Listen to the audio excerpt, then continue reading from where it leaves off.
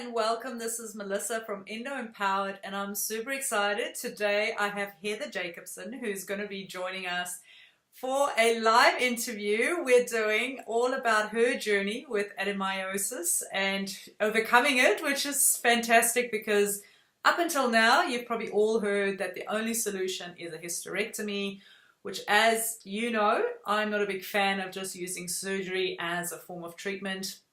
The body knows how to heal, and we want to give you some ideas and some suggestions on how you can better support yourself. So welcome, Heather. Tell us a little bit about yourself and how you've come to do this work in supporting women.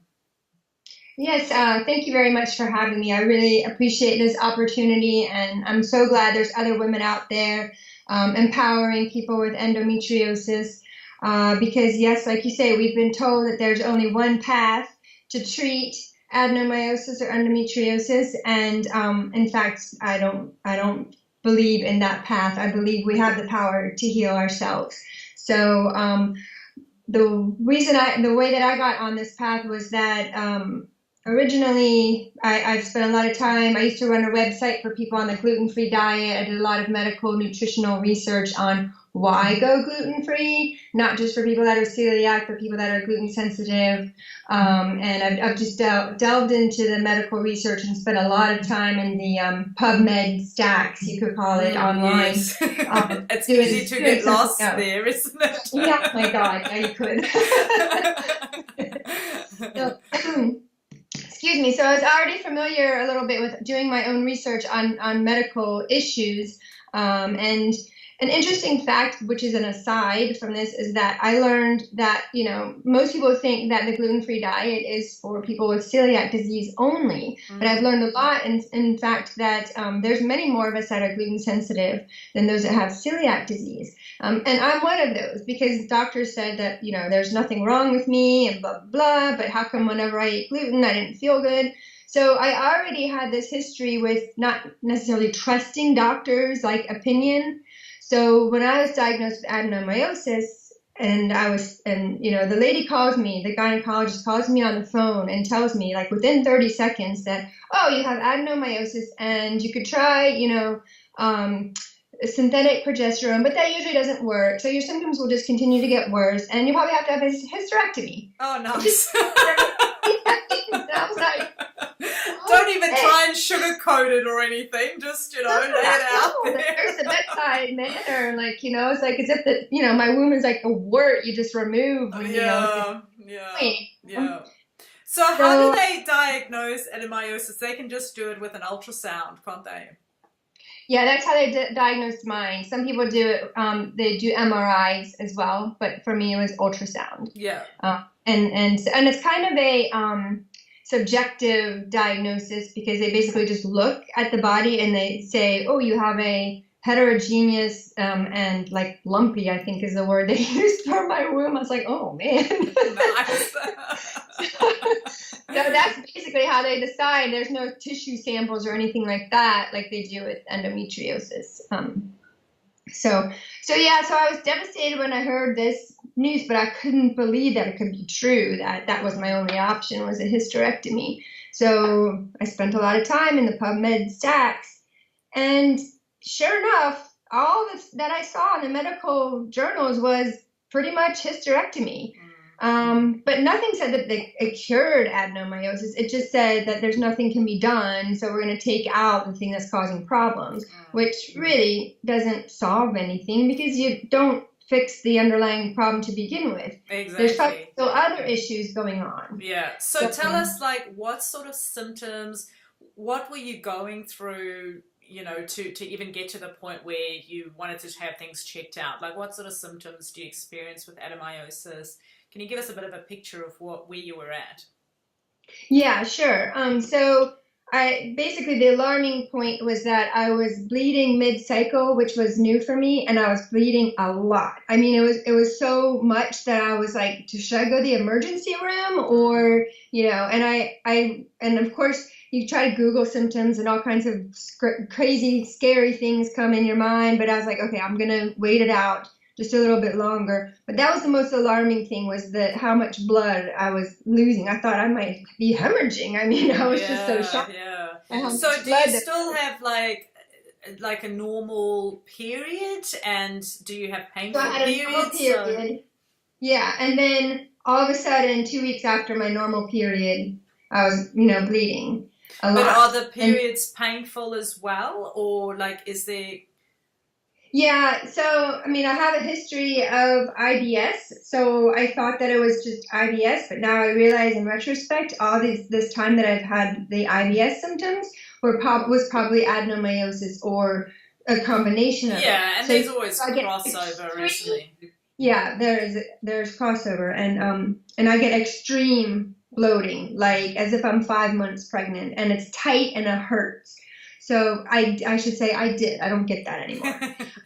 And really bad lower back pain, which I was never sure if that's because it's overcompensating for the weight in the front or if it's a strain on the adrenals. I don't know, but it was so bad I just had to sit with a heating pad, like all day long for, days and days. Well, for months until I finally, got And this everything. was this before or after you had kids? So when was the symptoms after? Okay, so did you have any This is symptoms? 2016. Yeah. I have a 2-year-old and I mean, sorry, they would be shocked. I have a 12-year-old and almost 12-year-old and a 9-year-old right now. So, but so that was like a long time after, I'd been pregnant. But so you had no symptoms before the kids? Did you have any kind of indication of anything before that? No, for most of my life, the periods were not an issue for me. Okay. I mean, every once in a while, I would have a cramp, or I would always get the telltale pimple that, oh, it's coming, So I actually had like really regular periods, and I actually was on birth control for a short amount of time of my life, and I hated it. So for the majority of my life, I've not been on birth control, which is probably why it was really easy for me to have my kids when I wanted them, and why probably maybe I didn't have so many issues with my periods before then. So, and I was eating gluten-free and paleo. So it was kind of a shock to me that like, well, where did this come from? I thought I was being healthy and not that I was paying attention to my hormones, but I definitely didn't think I was doing anything that would be messing them up.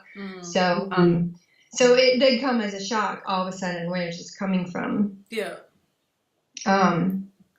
Symptoms. So there was one other symptom too, was that each time before my period, I would have the most awful like emotions, like depression, like I wanted to cry from the soul of my being, even though I didn't know what I wanted to cry about. Yeah. It was crazy. And then as soon as I have my period, then everything would go back to normal. But I would sometimes have some pains halfway through, like in my ovary region. So, okay. Oh, and then this big flush of like acne on my cheek, like this big purple splotch for the longest time, which is when I was like, it has to have something to do with hormones. Yeah. So I also have a pre-existing thyroid condition. And so I did ask the gynecologist, I was like, could this have anything to do with my thyroid? Because when the thyroid goes out of whack, other things can happen. It's a hormone as well. And of course, she was like, absolutely not. Yeah. It's all separate in the medical community. It's funny, isn't it? Like, we're all like, it's holistic. Like, everything you do for the body as a whole will benefit the whole body, and it doesn't matter what condition it is. But in the medical community, it's like your body is little boxes. Nothing seems to interfere with anything else. The carburetor or the spark plug or whatever, and everything will be fine again. Yeah. So she didn't see the connection, but so then I started putting the dots together. Like, okay, thyroid's a hormone. I got this big, thing of acne. There's got to be something going on with the hormones. And so I just did, research, and I got this book. Let me see if I can find it up and see if you can see it. Oh, yeah. I've got that one too. Yeah. Of course, it's a lot about, the progesterone cream, I finally realized by the end. Yeah. But there's a lot of helpful hints, of other things you can do. And then this also, as you can see, is highly tabbed. Oh, okay. Stop the thyroid madness. Okay. So for a lot of people, they don't even realize that they could be hypothyroid, which then causes a lot of problems. So so we have this whole big mix, this soup of hormones in us, from thyroid to progesterone, estrogen, cortisol, and it all like has an effect. And I think so for me, the problem was not that I was, I was pretty good about my diet and making sure I drink out of glass containers, not plastic. So I was watching my, xenoestrogens, no soy, no phytoestrogen. So I was already like, should not have been estrogen dominant. But what I think was probably my problem was stress. So I think I had cortisol spikes, which cortisol competes with progesterone. So when that happens, then you do become estrogen dominant. So that's basically what I learned, is a lot of these problems are estrogen dominance, but how did we get to the estrogen dominance? Exactly. I guess. Brilliant point. So can I ask, what do you feel was causing you this stress? Like, what was, I mean, obviously getting a diagnosis like that is going to contribute. Doesn't help matters. But what do you feel like, is it a mindset shift that needed to happen, or was it life stuff that you could shift, or like give us a bit of a picture if you feel comfortable sharing? Yeah. Well, and it's a loaded question because it's actually the subject of the book that I'm writing right now. But it's the book is creative nonfiction, so it's not one of these do-it-yourself books. That at first that's what I thought it would be. Well, I'm learning all these things about stress, so what causes stress, and how do you fix it, and whatever. But I think everybody's stressors in life are different. The things that stress you are different than what stress me. So I thought it would be more of an interesting story to do it just from a personal standpoint. So it's creative nonfiction, sort of a lyrical story, part memoir. But, I started looking at what causes stress. I went, just on Google and like top 10 things of stress, big cross-country move. Well, I had just cross-country moved like less than 6 months earlier than this happened. So I was moving my whole family, and I had just moved from Houston, Texas, where they had just had like huge amounts of flooding, where people had lost their homes, people in our same neighborhood. We didn't lose our home, but I saw other people lose their home. And so even though we were moving for good reasons, it didn't feel good watching other people lose their homes. So already stress is hard. I mean, cross-country moves are hard enough without, seeing sadness around. So, excuse me, that didn't help. And then it's a lot different when you're just moving one or two. Like my husband and I have moved many times in our life, but now that you have a whole family and you got to get them at school. So there's a lot of just logistics in that's stressful. And maybe there's emotional stress too. Will I fit into the new community and all of that, So that was one thing. But, I kept thinking like, but that can't be enough to cause, adenomyosis. So I just kept looking at all the different stressors. Another one was I had given a TEDx talk recently, and so that was really scary. Yeah, so well done. Cortisol spikes, and then, so, but in both of those situations, I mean, our bodies are supposed to be able to handle stress. So, you run away from the saber-toothed tiger, you make it, your body goes back to, equilibrium. And you're supposed to stop and breathe at that point and reflect and chill out, but most of us just keep running. Or we have this scenario where it's just this overthinking, and you don't actually let it stop for even half an hour of the day. So Yeah, exactly. So it's when you don't recover from stress, or you can't recover from stress, that it becomes, disease causing. And so adenomyosis is not the only one that's caused by stress. I mean, cancers and cardiovascular disease and thyroid disease, I find out, so many different things out there are caused by stress. Another thing that I thought was maybe causing me stress was that I was doing CrossFit. I don't know if you guys have CrossFit there, but it's like they say it's going to get you in the best shape of your life, but it's very Intense. Excuse me, very intense. Yeah. And I was on a low carb diet. And so I think I might have been accidentally starving myself or not getting enough carbs doing this intense workout. And I've heard that, I finally learned later, if you have a thyroid disorder, well, basically the thyroid needs carbs, some carbs to function, and that women might need more carbs than men. Now, of course, back to PubMed, I tried to find studies that said that was true, and I couldn't find it. So yeah, and it's funny because there's been this huge shift of all these different types of diets, and all of them cut out something. It's like, oh, you've got to go keto where you completely cut out carbs, or let's do paleo, or let's do vegan or whatever, and it's all in the intention mostly to either lose weight or get healthy. But interestingly, there's a reason why we've traditionally had all the food groups in our diet. There's something that they have to offer, and perhaps some diets are too swayed towards high carb, where it's just convenience, where you just have cereal for lunch, bread for lunch, pasta for dinner, and yes, it does become quite high carb, but then you're creating an imbalance there. But instead of just going, well, hang on a second, I might just have pasta twice a week or whatever, we go, no, all pasta's bad, all carbs are bad, and so we have the other extreme where actually we're not realizing that in carbohydrates there are things like B vitamins and things that your body needs to have normal hormone balance, and B vitamins is so important to combat stress. So you have these kind of interesting correlations that happen. I do think that for sure the Western world could reduce their carb consumption. Most people wouldn't even think about, reducing their carbs, or if they were, how would they do it, But I had this other thing where I actually have a thing called fructose malabsorption, where I can't actually eat certain, a whole grocery list of fruits and vegetables that contain more fructose than glucose. So you have to remember which ones they are, and that includes apples and stuff like that. And I used to make these apple kale smoothies and think I was being healthy.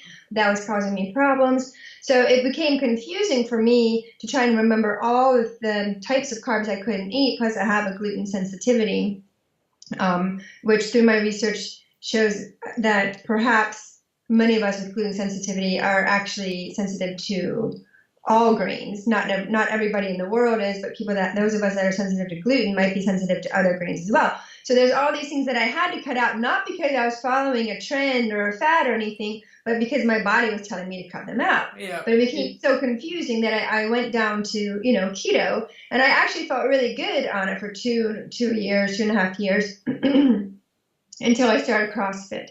So I think it was the high intensity of the CrossFit. So again, I mean, and I have heard stories of people that cut out all carbs, period, and that's not good. We need carbs, But I think a lot of people follow diets dogmatically, and they don't pay attention to what it's actually doing to their body and why they're cutting out the foods. A lot of people don't know why they're cutting out the foods. And I think personally, you should know. You should know what you're eating. You should know if it's good for you or not. And maybe maybe you need more carbs than the next person, and somebody else might need less carbs. So, I think it is a personalized thing, and it's hard to make it across the board statements, about diet. So, but anyway, so those were my stressors, and I was like, okay, so I'll fix my thyroid because my thyroid levels had gone down. I have to take, I had to have my thyroid ablated in 1998. That was back before I learned that it's probably possible to fix a hyperthyroid without radiation. But, like you said earlier, doctors love to just, do the surgery or do the medicine or, ablate your thyroid without thinking that maybe there's other solutions. So that's unfortunately something I regret, but there's nothing I can do. So I have to take a thyroid hormone replacement for the rest of my life. And if stress gets in the way or other things, it can affect my thyroid, and then I have to readjust my medication. So I had to go back to learn about, okay, what do I need to do with my thyroid? So that was an important thing, working on the thyroid, and then just making sure that that there wasn't anything else in my diet or lifestyle that might have been causing estrogen dominance, and then working on stress. For me, that was the biggest thing.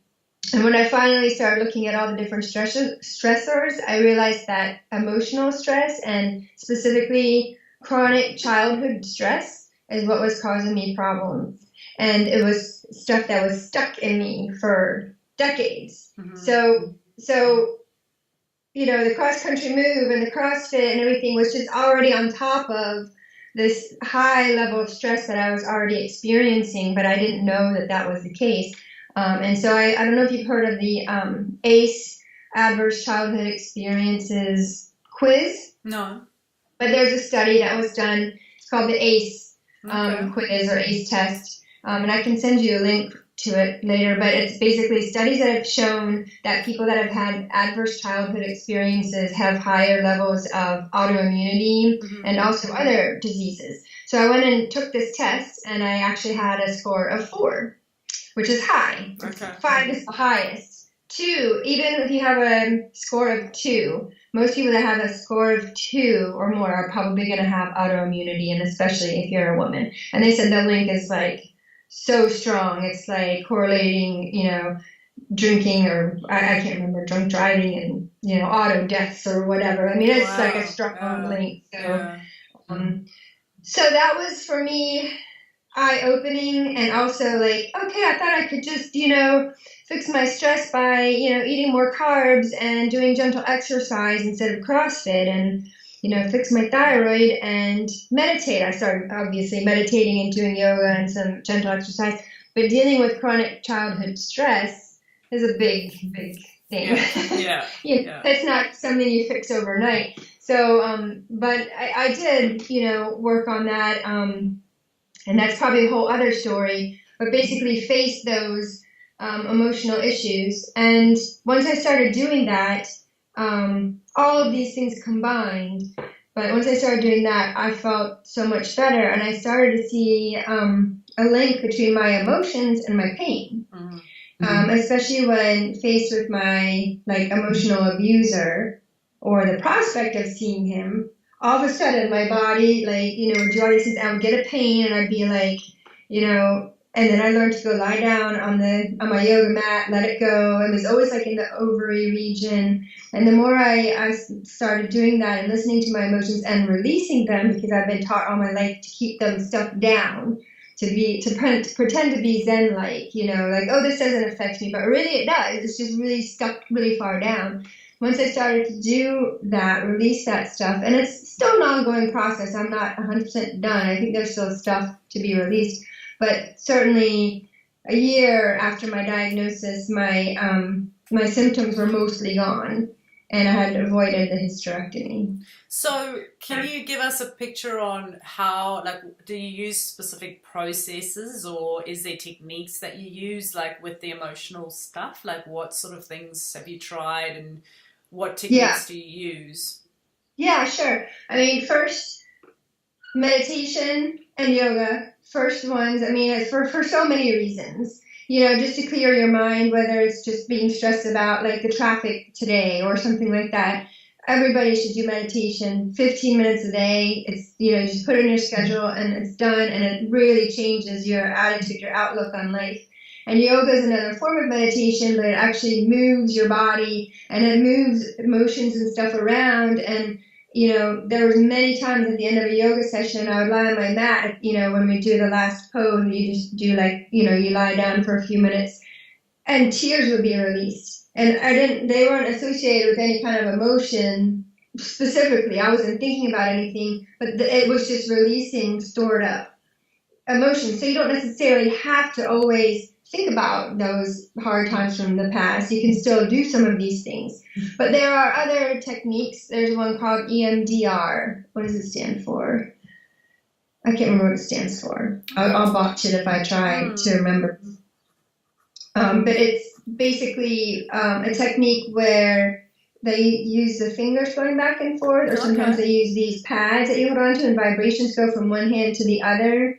And they ask you about a traumatic experience in the past, you remember it, and then they ask kind of well, what would you have liked to have done in that situation? And then you think about a way out, an escape or a fight back or something like that. You imagine a different outcome from that traumatic experience. And because of something with it going back and forth between the one side of the brain to the other, it somehow releases it. And I've tried it, and it's really fascinating. Wow, Like I've never even heard of that one. Yeah, yeah. EMDR, I'll send you some links on that. Yeah, cool. And like when I first had it done with the therapist, and I went home and I was working my garden, and I just wanted to like pick her a bouquet of flowers and bring them to her. I just felt so happy and like released of like stored up stuff. But when it's chronic childhood stress, so that's EMDR works really well for one traumatic experience. But when it's like chronic, that's a lot more to work through. So there's another thing called sensory motor psychotherapy. Okay. Oh, I don't have this book. I got it from the library. What's the name of it? Vander Kolk is the author. The Body Keeps the Score. Okay. It's an amazing book. It's a tome. I think it's like 500 pages in small print. But I read every single one of it, and it's fascinating. And he talks about how the body stores stress and trauma. And then towards the end, he talks about different techniques to help release that. And so that's how I learned about this sensory motor psychotherapy. And it's not really done by a lot of people yet, but he's got this thing in Boston where they're training people. And I'm not that far from Boston, so I was able to try it. And so the problem with my chronic like childhood stress is that it's so far buried that it's not that easy for me to get upset about it. I've shut those emotions off. Whereas like when my grandmother died a couple of years ago, I was crying and crying and crying, and I was grieving, and I was like, wow, I can actually cry, But when it came to thinking about like my father, who was the one who abused me, I shut it all down, because it was my protection, basically. Mm-hmm. So dropping that out has been really hard. But the sensory motor psychotherapy, sorry, it's a mouthful, so I have to make sure I say it right. I don't know if it's the therapy or the therapist, but there was something about her and this whole thing that she actually was able to make me cry. Like she was a stranger, but after like 4 sessions, like I just wanted to bury into her like bosom, like she was my mom or something. And emotions came out, and I was like, wow. And so that started to make me feel better too.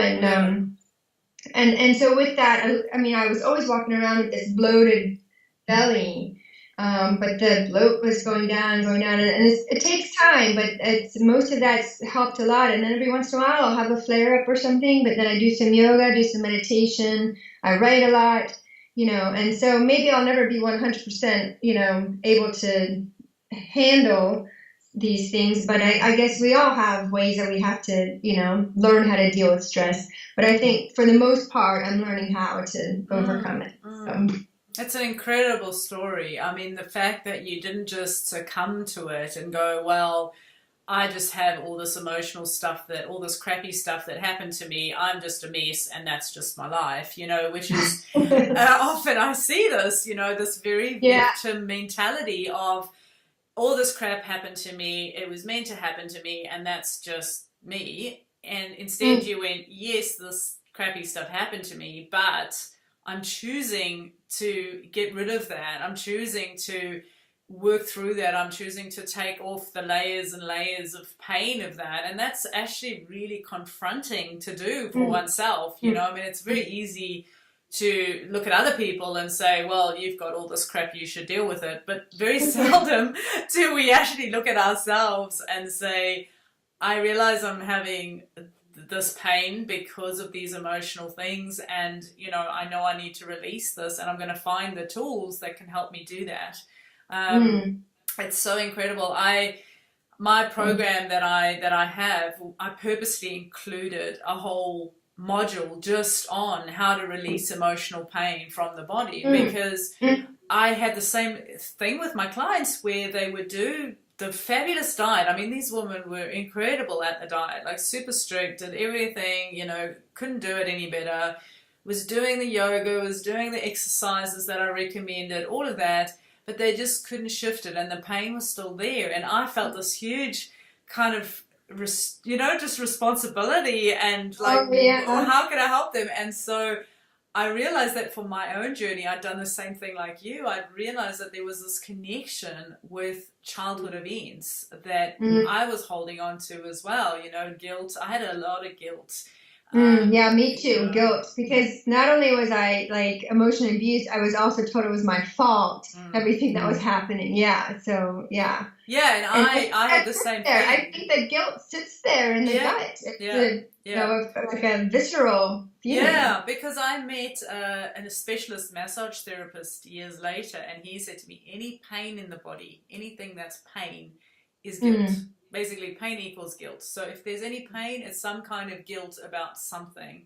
Hmm. And, it's interesting, Later. you Yeah. sort of realize these things later, but yeah, I definitely found that for myself as well, just releasing the emotional pains of things that had happened, that's when I really shifted things. That's Yeah. when, I call them stress triggers. So the Mm. way I explain it is if you have something normal happen in your life, like let's say you're at a job and your boss says something mean to you, Yeah. different people will perceive that event differently based on what they've been through in their past and how Yeah. they perceive themselves.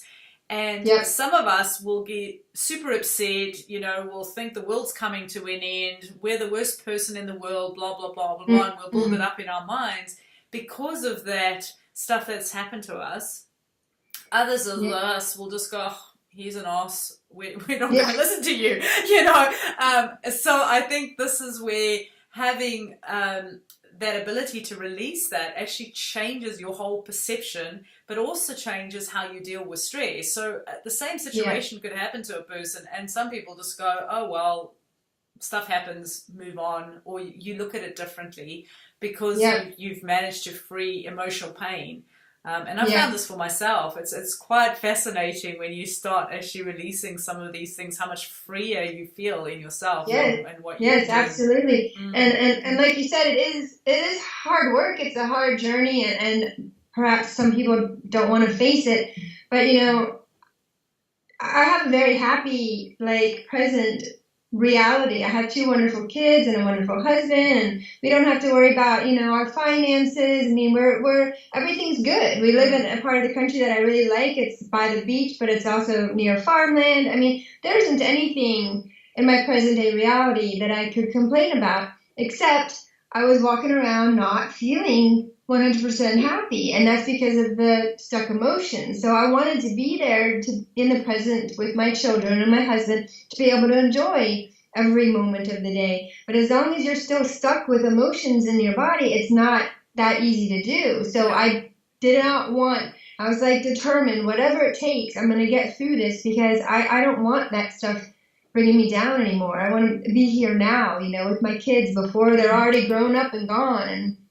And it's probably a good motivator, for at least mothers. But I would hope that anybody would realize that they can change it. They can confront these things. It may not seem like a pleasant idea at first, but I had never spoken to a therapist, so that's the other thing. You can always start with just going for talk therapy. And the first time I spoke with a therapist, I already felt better. Mm. I mean, it was just like, I kept all this stuff inside me for so long, and I thought I was crazy, and all these things, and buck up and try not to be emotional, but they allow you to cry and they allow you to get angry and whatever, and just talking to somebody is the first step. So and then I realized after starting that just with her that maybe this isn't going to be that hard, but it took me a couple of years to get to where I am now. It took me actually only 1 year from the time that I was diagnosed with adenomyosis. A year later, the symptoms had abated a lot, but not 100% gone. So there's still going to be some work to do, but it takes some time. But if you're patient with yourself, and one more thing that's great is loving kindness meditation. It's one of my favorite meditations to do. Okay. And do you know that type of meditation? It's basically where you think about yourself, your loved ones, and you send them loving thoughts and kindness, and then you go on to you focus on a person, and then focus on the next one. You send some loving thoughts to them, Then you go to neutral people like the bus driver or the grocery store attendant. Oh, I send you loving kindness, thoughts. May you be free from suffering. And then you move on to your enemies, and if you can get to your enemies, then that's supposed to be, a very good step. But a lot of times the hardest one is the first one, which is to send loving kindness to yourself.